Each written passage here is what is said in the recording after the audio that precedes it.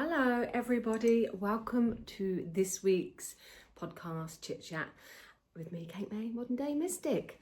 Wow, it's been a bit of a week, busy. We are coming to the end of October, so I definitely want to talk to you guys this week about Halloween decorations, Feng Shui, and how not to get stuck in a web of tangles. I just also want to share, I haven't got one to hand to show, that over there. I'm going to have to grab it, aren't I? If you're listening, it won't matter, but if you're watching, it will. Bear with me a sec. My Feng Shui Tarot and Manifestation Diary. You'd think I'd be prepared, wouldn't you? Get all comfy. I've even got a blanket on because hasn't it got cold? Look, a nice fluffy blanket. Hasn't it got cold this last couple of days? I'm so tight though, I won't put the heating on just yet. I'm going to wait until November. Just something in me is like, wait till November. Anyway, I'm warming up with my book, Feng Shui, Tarot and Manifestation Diary. Now, I actually wasn't going to make one this year just because it's been so busy, and I'm really trying to get this other book, proper book, with a proper publisher going. That's so slow. I'm kind of stuck with a bit at the moment. Anyway, so I wasn't going to make this book, but then other people were like, are you going to bring a new diary out? We're waiting for your new diary. And I was like, oh, okay. So luckily I had the template already from where I've been doing it for a few years. It is a bit slimmer than the usual ones. I think that's better. And it is different with this one. So it isn't about just the tarot and the astrology and numerology connections. And what the tarot means every day. What it is, it's more Feng Shui manifestations aligned. It does have different this year, the moon phases. So it does have in there what the full moon or the new moon is for that particular week or month or day, and what you can do about that. It does have each month section of different Feng Shui areas, and using the number codes with Feng Shui, what to avoid and what to do with each day as well. It has that number. Also talks about the year. Well, it's got a couple of spreads, not so many spreads this one, because all the spreads are now available as a download on my website, so that makes it easier. It does have your Chinese horoscope in there, and it does talk about the year of the horse, the fire horse, which is what is happening next year for people. And it has your monthly goals. It has obviously your normal calendar, diary, how to manifest with moon phases, prayer. And, have I got your goals? I might have your goals. No, monthly goals and your goals. That's okay. And it does have the tarot cards in alignment with the Feng Shui. So where is the best place to put them? If you're talking about the West for 1 month or the East for 1 month, it talks about that. So let's go for let's have a quick look. January, for example, 2026. Refresh, realign and reignite your energy. As we welcome January 2026, a new energetic cycle begins, filled with fresh possibilities, wisdom and renewal across both hemispheres. And I've tried to do it across both because last year I had people from Australia wanting it, and it talked more about the northern hemisphere seasons. So I have done it for both. So here it looks at whether you're warmth of the summer or the cool of the winter. January is the perfect time to clear stagnant energy. In Feng Shui, carries yang energy, Ren, symbolizing flow, reflection and adaptability, like a moving river. It helps wash away the old and make way for inspiration. Planning, studying, healing and organising finances are the key in the Feng Shui focus. And then we talk about the north, life path, the centre, your east, what to do, what colours to use, and rituals, but also where your tarot cards go. And then, like I said, the dates, manifestation tips, affirmations, and then your date. So January the 1st, good for travel and meetings, but avoid weddings and signings. signings. I don't know if it's singing or signings. And the lucky direction is east. It does talk about the lucky direction. And the lucky direction, which you can also grab from my personal element on my website, kate-may.co.uk, gives you your personal elements, your personal colours that are going to support you, and where your success area really is, where you should put your vision board, or where you want to sit when you are perhaps writing a book or doing some interview practices. So that's that. So the Feng Shui diary is £11. It's available on Amazon, or you can get it from my website, or you can get it from the shop Mystic Coffee Lounge. So I'm really pleased with how that's turned out. And I have to say, considering I wasn't going to do it, I did it all bish bosh bash within like a weekend. It's probably my favourite one yet. It is my favourite one yet. And I just think that's because it's got the harmony of the Feng Shui, which has just been my game changer for 2025 there. So really excited that that's come out, and I'm hoping it gives me some motivation to get on with the book, because that's really what I need to do next. So over this last week, I've really been focusing on tying up some loose ends with the website, getting all your downloads ready. So if you go on the website, there's some free downloads called under resources, and there's some purchasable ones under shop there. Now, that's really all I've been doing mostly this week, is being distracted from the book that I should be writing, but tying up loose ends really. We've also had some decorating going on around the home, so that's been finalised, finished having our bedroom done, had the radiator put in just in time because it's getting chilly there. So loving how my bedroom is. It's all greens and it's whites, and it does have a splash of pink. Now the thing is with bedrooms, if you have too much white, and I love white and gold, last year, could have been 18 months ago, I decided I'm having everything white and gold. Now it's quite fashionable too, but the bedroom being white can give off, it's a metal colour, so it can give off a colder energy, or maybe your relationship, it could detach that a little bit. So I was very keen to make sure that I had all my remedies in place, but also that I did incorporate, we've got a picture of ourselves when we got married, and we've got a bright cerise pink blind. So when you walk in, the whole point of remedies is, like, apart from metal, is that you see it pops at you when it's a colour, when it's a fire colour. So this red definitely, or this pink definitely pops, and that's what keeps my marriage alive. Otherwise the white could have dampened things down a little bit, shall we say. But I do love white and white beddings. So, yes, the other thing I've been really trying to do is get my son a job. My eldest son, he's had a job now for about a year, he's 19. Good job, and he works on the railway, so he's all sorted, just been offered a permanent contract for a year, so that's great with him. But my youngest is 16 and he's doing carpentry, chipping at college. Trying to find a job for a 16-year-old is, without an experience, is really difficult, because they can't get experience until they have experience. But it's so hard, especially for boys, I think. So we've applied for everything and everyone. So we're just fingers crossed. So if there's anything that you want to wish for me, a wish for a job. Now, I have done Feng Shui things for it. It's very difficult in his bedroom, because his bedroom is the money area, and it should be reds and yellows and oranges and bright fiery colours. However, he is the only one that we've had a block with as far as opportunities this year, and his bedroom is blacks and blues and all watercolours. So what happens when you have water on fire? Puts it out. So it's no surprise to me that that is where our challenge is. So I have tried to introduce some pockets of red with some throws and covers.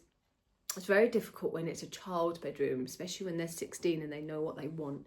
I tried to talk him into having perhaps some yellow walls, but no, wasn't having that. My next stage is I'm going to put some wealth things in there, things that represent wealth. And the west area of their bedroom, his bedroom or your home, is new beginnings. So we're gonna have a look at that to see if that jollies some things up for work areas, as well as having perhaps a little bit more I'm going to put some sunset pictures up. So watch this space to see if any of that happens and spurs things on around his job. At the moment, it's definitely watered down. And it's just bizarre that out of all 4 of us that live here, he's the only one that's struggling with trying to find his little place there. But college is going well, so that's good. So that's me ramblings. Oh, just a quickie. I had a fabulous fair at the weekend with our friends that put it on. And just if anyone's watching that's new or that's watching that had a reading, thank you so much. I was booked from the minute I got in. It was a lovely fair and I love doing my talk on Feng Shui. And yeah, thank you so much. I did a talk the week before on Feng Shui and I'm now doing a home analysis for somebody that was at that talk. So they've booked in and I'm really excited to, it's just such an amazing thing to be able to help people align with their home, feel balanced and get support in that home, but also to see the amazing opportunities that come from that there. So I can't wait to see this person grow as well. And then went to my husband, Mr. Vlar. He had a church service yesterday in Bournemouth. Fabulous, fantastic. I mean, he looks so hot when he's up there in his suit anyway. But I just love seeing him work.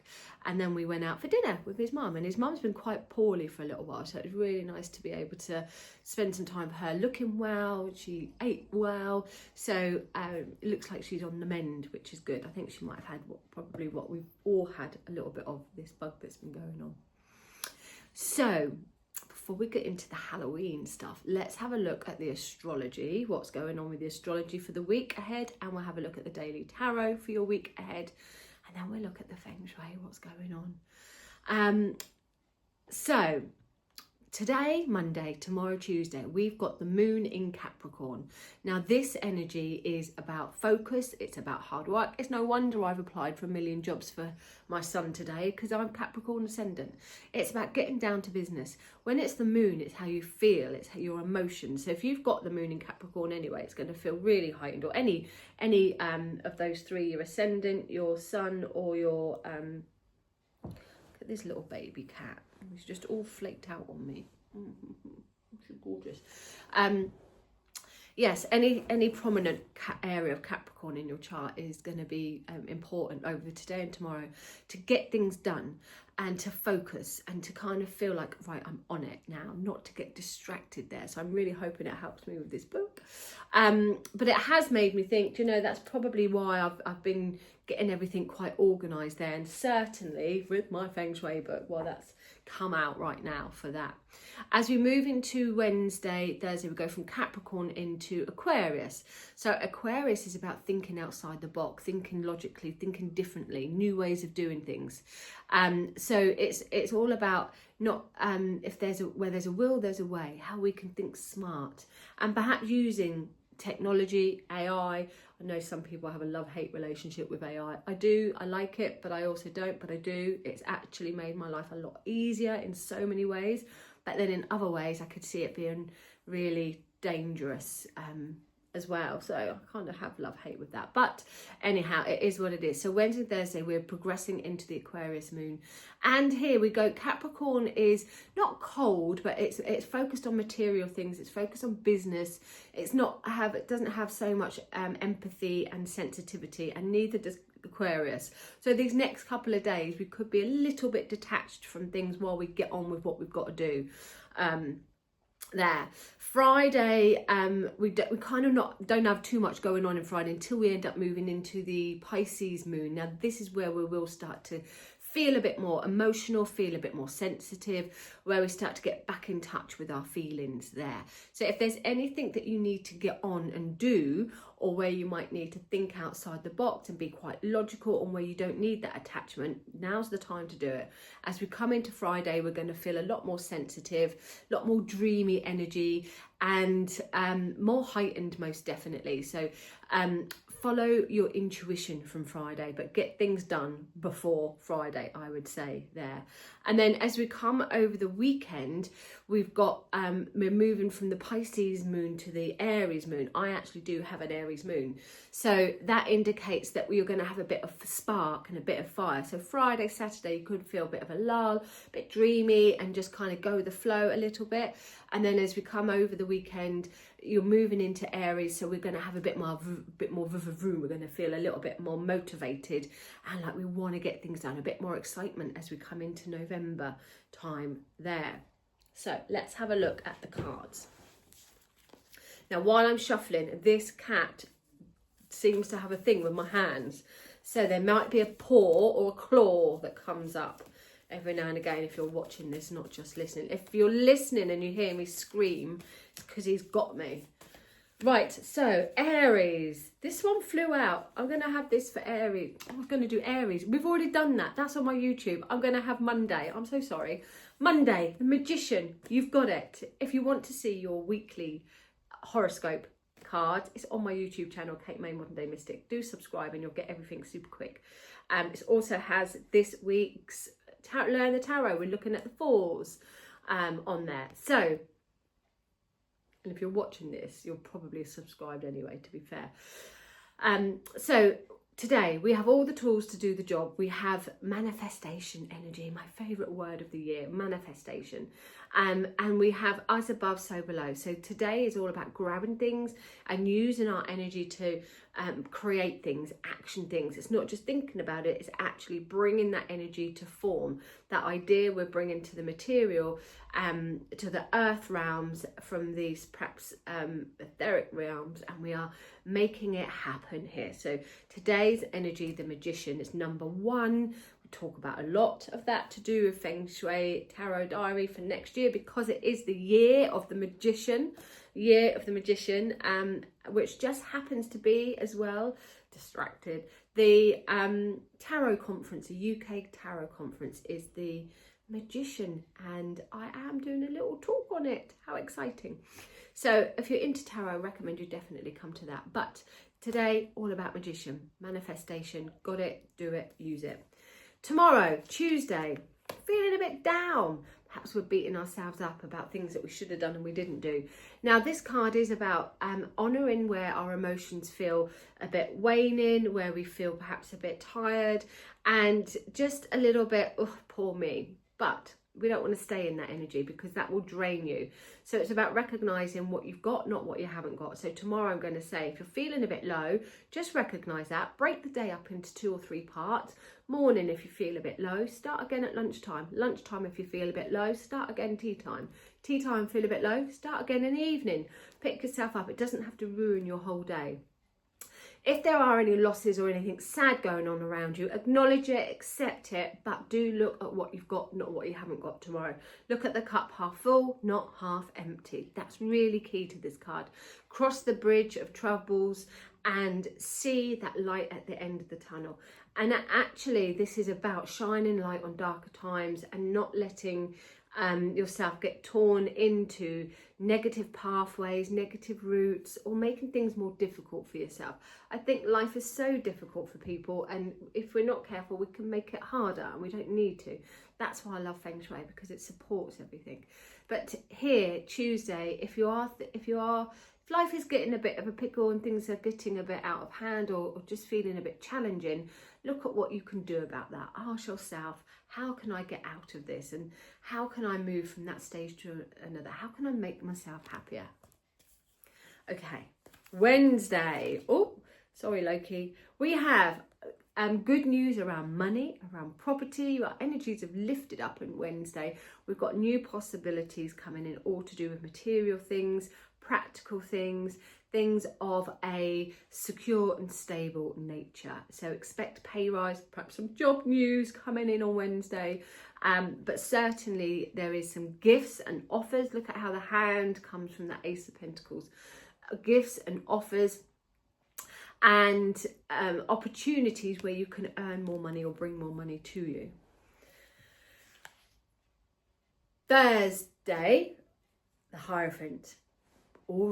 All returns to normal. I knew the cat would start at some point.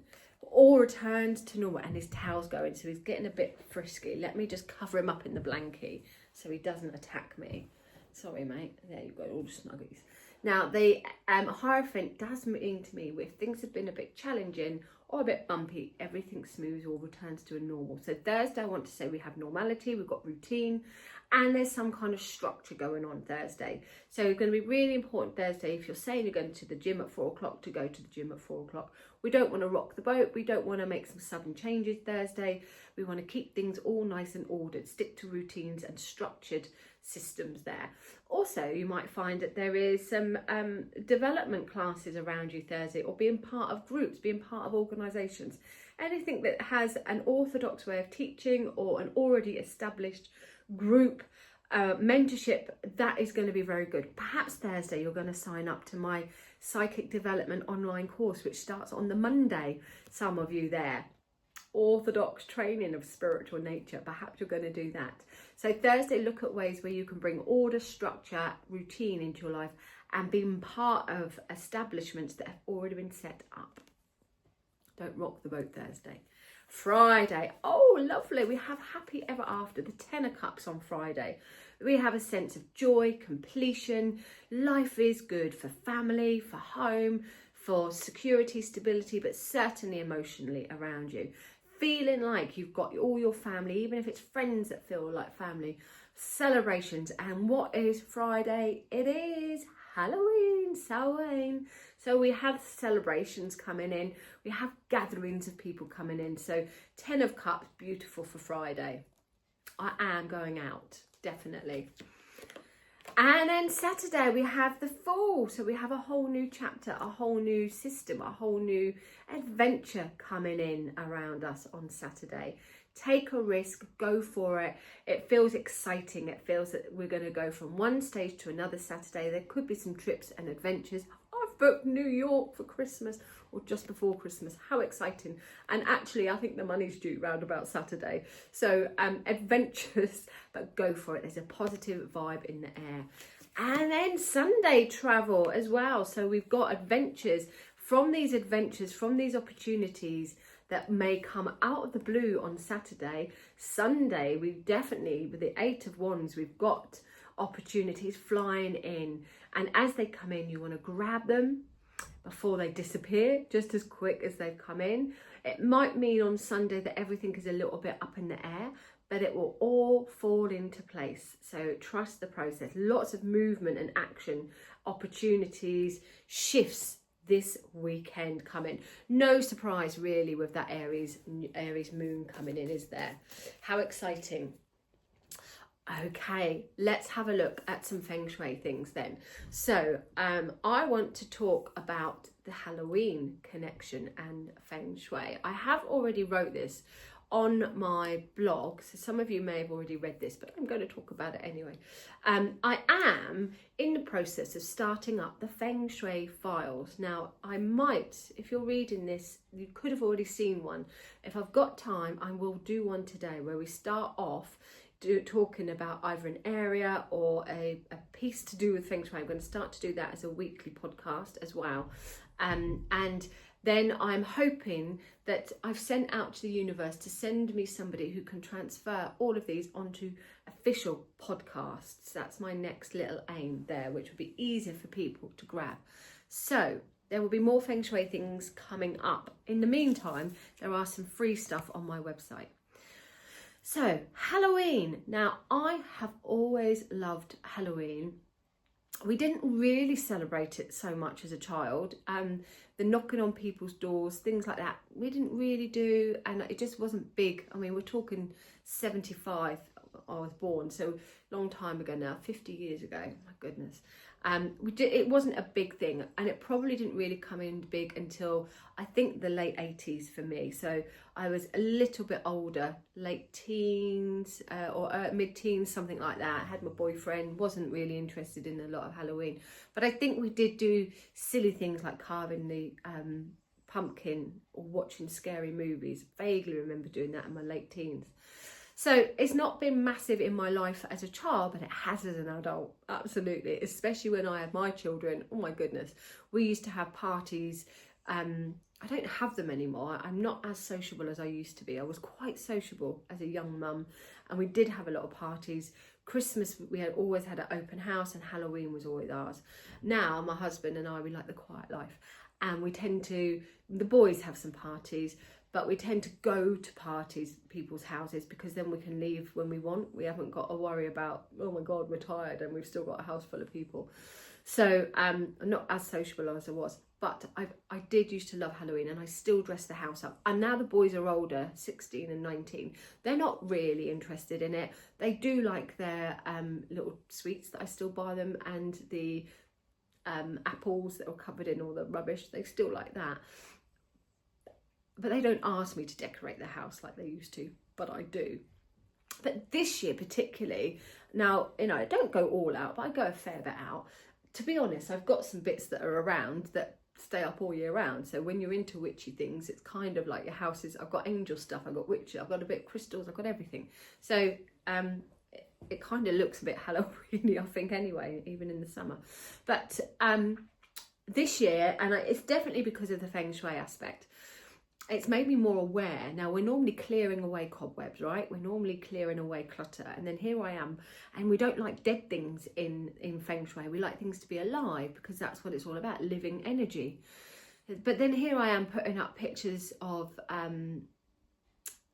skeletons or skulls and cobwebs everywhere. So it got me thinking, oh my goodness, is this really good energy? Well, no, not really. However, when it comes to celebrational times, Christmas, we'll have a fake tree. I'm asthmatic, I can't have a real pine tree. I tried one year and it really brought my asthma on. Not going to happen again. So we have to have a fake tree. Now, I do think that there is, although in my head I'm like, it's Christmas, it's Halloween, we can relax the rules a little bit. There's also part of me that thinks, yes, I might be relaxing the rules, but the energy is still going to happen. And I will do a Christmas post of this as well. But most definitely that tension that comes in, that sometimes fakeness, that energy where we're exhausted over Christmas. I always wonder, well, since last year, Feng Shui, I wonder if it is because we've bought those fake stuff in, and the clutter and all the extra colours. And perhaps we're putting fire in a metal area, so it's causing a bit of like burnout or just ill out health. So I do wonder if it does do something. And I'm wondering about this Halloween things with the cobwebs, with the skulls there, what kind of energy is going to bring it in. So I'm just going to read to you a little piece from my blog there. So Halloween is a time of magic, mystery and transformation, when the veil between the worlds feels thin and energy moves in powerful ways. I wrote feels thin because people talk about it. I like that. For me, it's thin all year round. It's also a season when our homes fill with the ghosts, the cobwebs, the skeletons and all things spooky. But according to Feng Shui, everything we bring into our space carries vibration, and Halloween particularly could tip the balance without realising it. Decorations don't just look a certain way, they feel a certain way. The colours, the symbols, the textures we choose can either enhance our home's chi, the life force energy, or create stagnation, heaviness and fear. The goal is to enjoy the fun and magic of the season without inviting lingering negative energy. So, power of intention. Before you hang a single bat or skeleton, set your intention. Ask yourself, what do I want this decor to bring? Joy, protection, playfulness, a smiling pumpkin, candlelit lantern, or golden light radiating warmth. But an overload of dark, gory or chaotic images can attract unsettling, stagnant chi. So before decorating, say out loud, I invite fun, protection and joyful transformation into my home. This simple affirmation shifts your decor from spooky to sacred. Skeletons are ancient symbols of change. In some traditions, they honour the ancestors and represent wisdom. In others, they echo decay and endings. In Feng Shui, skeletons carry yin energy, the energy of stillness, introspection. A little yin is fine, but too much can make a space feel flat, lifeless or heavy. Overusing skeleton imagery can lower the vibration of your home, bring a sense of stagnation or emotional fatigue, interfere with the natural flow of qi, especially in living areas. But if you love your skeleton decor, choose smiling versions or pair them with candles, flowers, or warm lights. And this transforms the energy from deathly to divine, honouring transformation rather than fear. While spiders represent creativity and destiny, fake cobwebs symbolise neglect and stagnant qi. Covering your home in webs can subconsciously invite blocked energy, confusion or heaviness.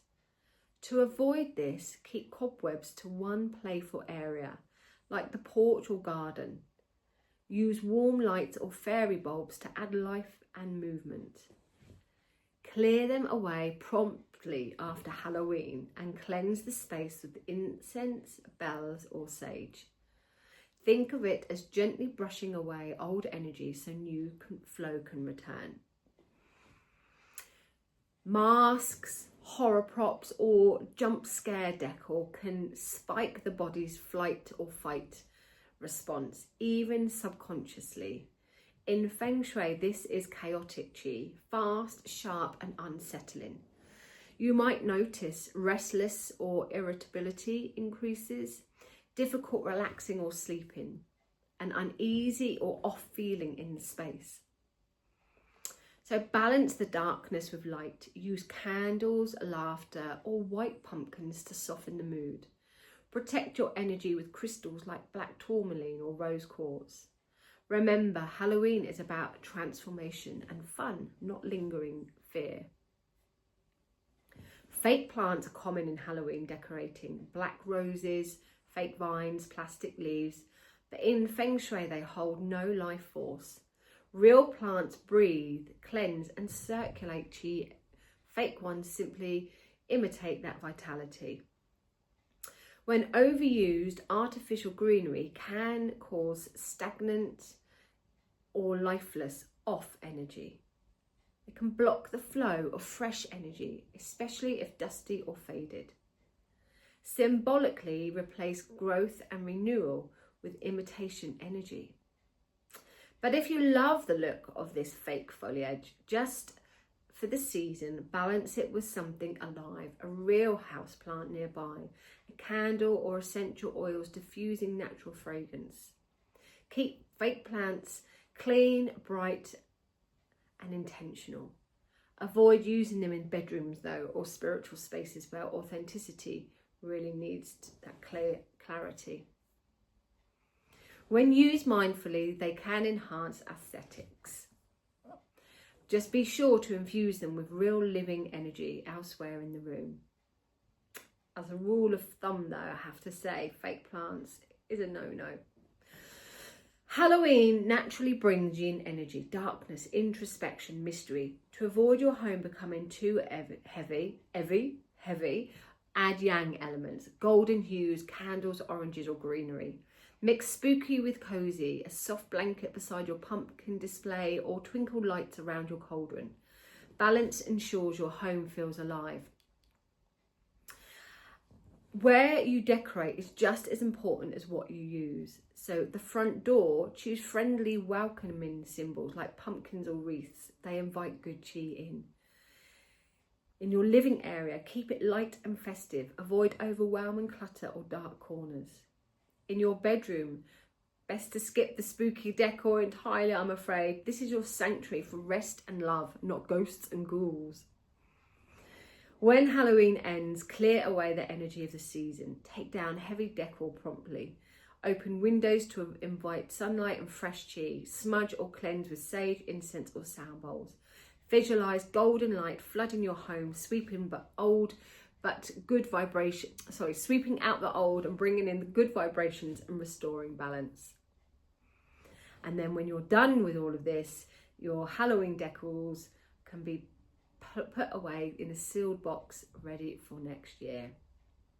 The secret lies in your intention. Focus on fun, not fear. Choose decor that delights, not disturbs. Let your home radiate warmth and magic, a sacred space where light and shadow dance in harmony. When your decor holds loving intention, even the shadows dance with light. And at the same time, I remember the real reasons why we're honouring this Samhain celebrations. It is the end of a year, the end of the cycle in one way. It's about honouring our ancestors and those that have lived before us. It's, you know, remembering people from the past. So none of that's scary. None of that is fearful. So bring to memories of your ancestors and the people that you want to remember right now. Bring in that balance in of what we're here for and where we've come from. So there we have it, this week's Chit Chat podcast. Thank you so much for listening. And if you did want to order the Feng Shui Tarot Manifesting Diary, you can do this either on my website, on Amazon, or in my shop, Mystic Coffee Lounge. You can email me if you want to grab one as well. If you want to know more about the Psychic Development Group starting on Monday the 3rd of November, 2nd of November, do get in touch for that and I can sign you up on that. In the meantime, have a wonderful week. I have got a couple of spaces I know towards the end of the week for readings, and I've just taken on a couple of Feng Shui clients, so I'm probably only going to take on maybe another 2 more before the end of the year now. So have a wonderful week, and if you want to get in touch, do.